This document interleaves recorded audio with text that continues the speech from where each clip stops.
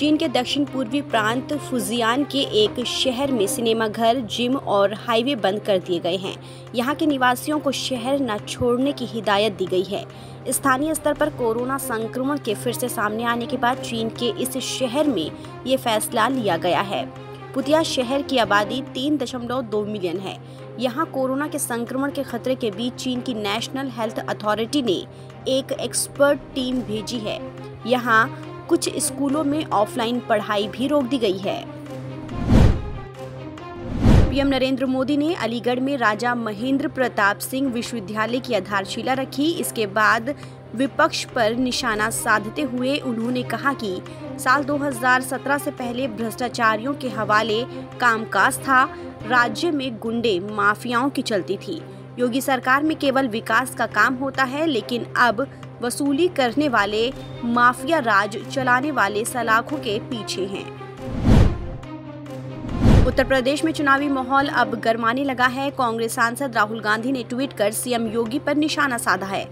राहुल गांधी ने केवल 6 शब्द लिखकर सीएम योगी पर तंज कसा है। उन्होंने ट्विटर पर लिखा कि जो नफरत करे वो योगी कैसा। एक दिन पहले भी राहुल गांधी ने एक ऐसा ही ट्वीट कर सीएम योगी पर तंज कसा था। उन्होंने लिखा था कि तुम हिंदू, सिख, ईसाई न मुसलमान के हो, बस मित्रों के हो, ना देश ना इंसान के हो।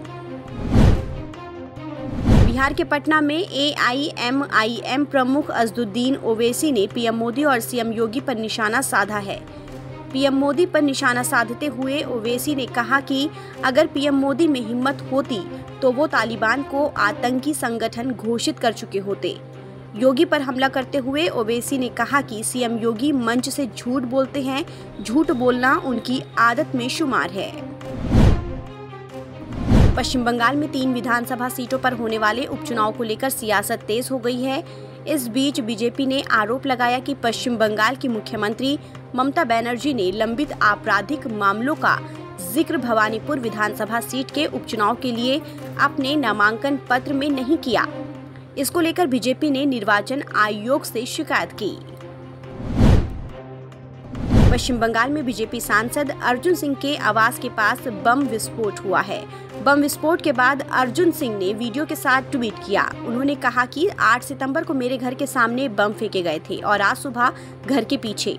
अपराधियों को कोई डर नहीं है क्योंकि उनको टीएमसी और पश्चिम बंगाल पुलिस का संरक्षण प्राप्त है। 8 सितंबर को हुए हमले की जांच NIA कर रही है। पश्चिम बंगाल के बहुचर्चित नारदा घोटाले मामले में नया मोड़ आ गया है। विधानसभा अध्यक्ष बिमान बनर्जी ने इस केस में ईडी और सीबीआई के अधिकारियों को ही तलब कर लिया है।